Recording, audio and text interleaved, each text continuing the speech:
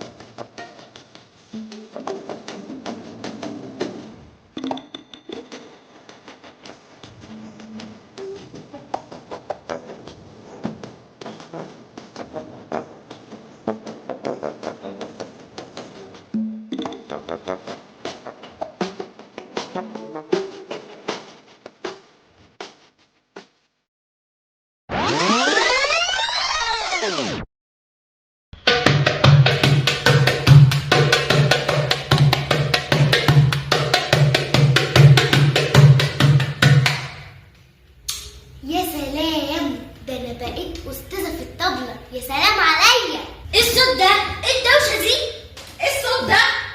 ده مولد ده ولا زار؟ عندي درس موسيقى بكره يا ماما، ولازم اتدرب ايقاع كويس. ايقاع ايه؟ ده انت وقعت السلم الموسيقي كله. ايه الرزع ده؟ سيبوا الموضوع ده عليا، انا هتصرف.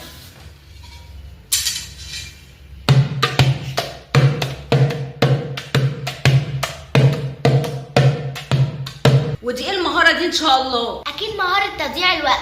يا لحن حر يا سوسو، عمرك ما تعرفي هو رايح فين. ده اسمه صداع يا لولي، صداع. حد يعلمني يا جماعه، انا كده عندي شك ان انا ممكن اسقط بكره. شك؟ انت هتدي مهاره الشك. ده بقى يقين وحقيقه.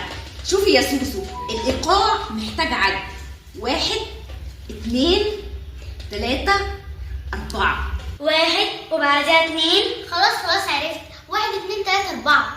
حتى شوفوا.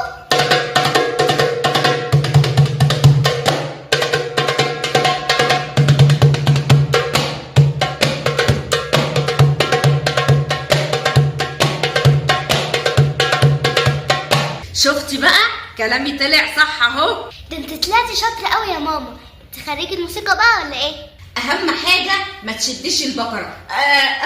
قصدي ما تستربعيش. لو سرعتي تتلخبطيش، ولو اتلخبطتي ما تصوتيش، لو صوتي متعيطيش، ولو عيطتي ما تلطميش، لو لتمتي متعدتيش، ولو عديتي ادي الطبله لغيرك ما تقرفيناش بقى. بس خلاص، كل ده عشان اتعلم ايقاع الطبله. يا جماعه بكره 15 ولازم اركز في الاختبار. 15 يا بنتي؟ بكره 12 مش 15. ايوه فعلا، بكره 12 مش 15. ما تقولوا كده من الصبح وانا اللي مركزه في التدريب. ها، اما اتفرج بقى على شويه فيديوهات على التيك توك. سيبكم اللي هي بتعمله واعرفوا ان اي مهاره جديده بتحتاج صبر وتدريب.